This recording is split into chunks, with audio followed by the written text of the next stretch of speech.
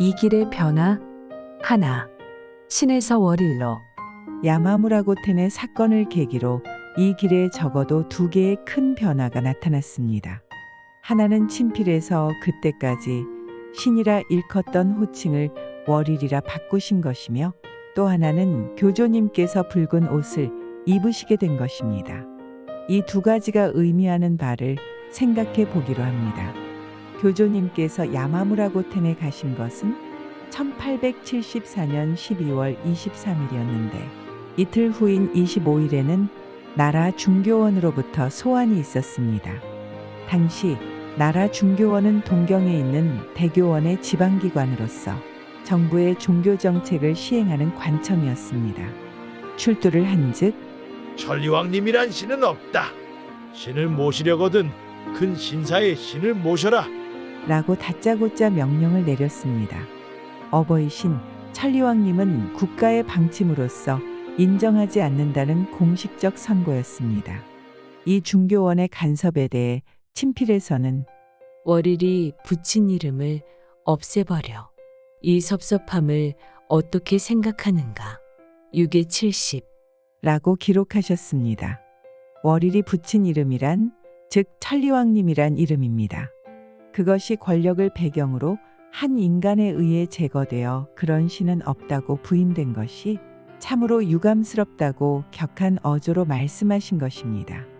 이에 관해서는 아무리 나라의 방침이라 해도 따를 수는 없다는 것입니다. 나라의 방침은 신이란 결국 고대 기기에서 나오는 신을 의미합니다. 이러한 사정도 있고 하여 교조님께서는 이 시기에 신이란 말을 월일이라는 호칭으로 바꾸어 쓰시고, 어버이신 천리왕님은 고대의 책에서 말하는 신과는 다르다는 것을 문자로서 밝히신 것이라 추측합니다. 처음으로 월일이란 호칭을 쓰신 것은 1874년 12월부터 기록된 친필 제6호 9수의 노래부터입니다. 이 세상 월일의 마음에 진실을 아는 자는 전혀 없으리라. 6에 9. 따지고 보면 이 호칭은 야마무라고텐에 가시기 조금 전부터 쓰신 것이 됩니다. 후에 어버이라는 호칭을 쓰시게 됩니다만 친필 전반을 살펴보면 월일이란 호칭은 모두 374회에 걸쳐 쓰셨는데 그 횟수에 있어서도 가장 많습니다. 이러한 점으로 보아 이 호칭은 상당히 중대한 의미가 내포되고 있다고 생각해야 할 근거가 있는 것입니다. 월일이라고 해서 소위 태양이나 태음을 숭배하는 원시적 종교관념이 아닙니다. 천리교에서 해와 달, 그 자체를 신으로 여기는 관념은 없습니다. 또 해와 달에 예배를 하는 일도 없습니다. 따라서 아폴로가 달에 착륙했다고 해서 그것이 종교적 관념과 어느 관계가 있는 것이 아닙니다. 그렇다고는 하나 월일이라고 하면 우리들은 육안으로 보이는 해나 달을 연상합니다. 여기서 어떤 생각, 어떤 느낌이 우러날까요? 인간에게 태양은 따뜻한 혜택을 주는 근원입니다. 생존에 불가결한 온기와 빛의 에너지는 모두 태양에서 나옵니다.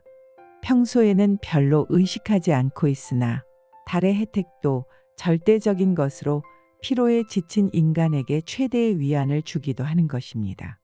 이 태양이나 달은 인간적 척도에서 보면 무한하다고 해야 할 옛부터 비춰주고 있으며 지금도 또 앞으로도 변함이 없을 것입니다.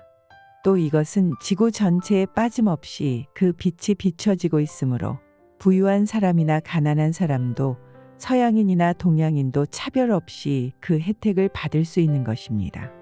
만약 태양이 그 빛이 멈춘다면 그것은 곧 인류 멸망의 날이라고 해도 좋을 것입니다. 이러한 사정에 대해 교전 제1장에는 다음과 같이 해설하고 있습니다. 즉 신이라 함은 이 세상을 창조한 신, 근본을 만든 신, 진실한 신 등이라고 설명을 붙여 어버이 신님의 리를 밝히시는 한편 구제라해서 절하고 비는 것이 아니요 물어보고 하는 것도 아니지만 3에 45 하고 신이라 해도 이제까지 흔히 있던 절하고 비는 신이 아니라 이 세상 인간을 만들고 예나 지금이나 변함없이 인간의 몸과 생활을 수호하는 진실한 신이라고 가르치셨다. 이어서 어버이 신님을 월일이라 일컬으시고 바로 하늘에 보이는 해와 달이야말로 어버이 신님의 하늘에서의 모습이라고 알기 쉽게 가르쳐 한층 더 친근감을 느끼게 하시는 한편 세상을 두루 비추고 온기와 윤기로서 밤낮을 가리지 않고 만물을 기르는 수호를 일러주시어 그것이 어버이 신님의 혜택임을 깨닫도록 이끄셨다.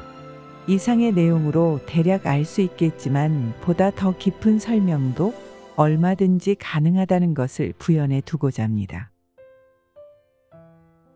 2. 붉은 옷에 대해서 스지 주사쿠의 수기에 이해 12월 26일 교조님께서는 처음으로 붉은 옷을 입으셨습니다. 그 이전에는 흰 실로 국화 세입을 새긴 검은 옷을 입고 계셨더라고 합니다. 라는 내용이 기록되어 있습니다. 이날 아침 교조님께서는 갑자기 붉은 옷을 입겠다. 하셨으므로 마스에님과 고카님이 나라에 옷감을 사러 갔다가 점심때쯤 돌아왔습니다. 마침 집터에 와 있던 부인들도 함께 급히 만들어 겨우 저녁쯤 완성되어 이날 밤 교조님께서 처음으로 입으시고 그날 모였던 사람들에게 축하로 미림을 내리셨다고 합니다. 이 붉은 옷의 리에 대해서는 뒤에 언급하기로 하고 교조님께서 옷에 대해 말씀하신 이야기가 남아 있으므로 그것을 한두 가지 소개하기로 합니다. 1872년 교조님께서 다타마을에 마스오 이치베시 댁에 머물고 계실 때의 일입니다. 오늘은 삶과 명주와 무명 이야기를 할까? 하시며 삶과 명주의 장점과 단점에 대해 언급하신 다음 그에 비해 무명은 누구나 다 쓰고 있어. 흔한 것이긴 하지만 이처럼 편리하고 용도가 광범위한 것은 없어. 겨울에는 따뜻하고 여름에는 땀이 나도 잘 빨아들이지. 더러워지면 몇 번이고 빨 수도 있어. 퇴색되고 낡아서 입을 수 없게 되면 기저귀로도 걸레로도 집신으로도 쓸 수 있어. 형태가 없어질 때까지 쓰이는 것이 무명이야. 무명 같은 마음씨를 지닌 사람을 신님께서는 바라고 계시는 거야. 라고 말씀하셨습니다. 또 같은 마을의 이누이 야스에게도 옷은 부드러운 옷을 입을 필요 없어. 거친 옷으로 괜찮은 거야. 몸에 거친 옷을 입고 마음을 명주같이 부드럽게 쓰지 않으면 안 돼. 부드러운 옷을 입고 마음을 딱딱하게 가져서는 안 돼. 라고 가르치셨습니다. 교조 존명하실 무렵 상권. 이렇게 보면 교조님께서는 옷가지 하나까지도 충분히 마음을 쓰셨던 것을 알 수 있습니다. 그리고 교조님도 이때까지는 검은 무명옷을 입으셨는데 천리교 교조 실전의 이야기에 의하면 처음 입으신 붉은 옷은 비단이었다고 전해지고 있습니다. 그런데 일반적으로 의복은 연령과 더불어 수수해지기 마련입니다.